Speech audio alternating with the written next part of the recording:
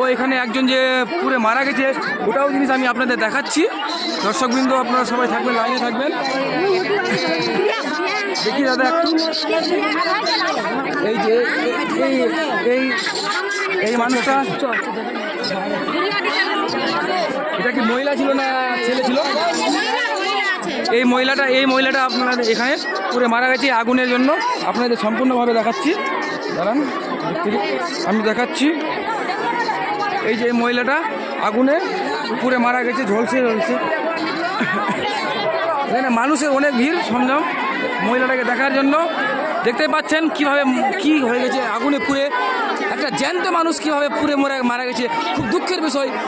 এখানে যদি আপনারা আর্থিক সহায়তা করেন, আমাদের সরকারের কাছে একটা বিশেষ অনুরোধ, এই অসহায়দের পাশে দাঁড়ানোর জন্য প্রশাসন এবং সরকার যদি এর পাশে দাঁড়ায়। মানুষের কান্নাকানি করছে এই বাড়ির পাশেই, এই বাড়ি আশা করি এই বাড়িরই মহিলাটা হবে।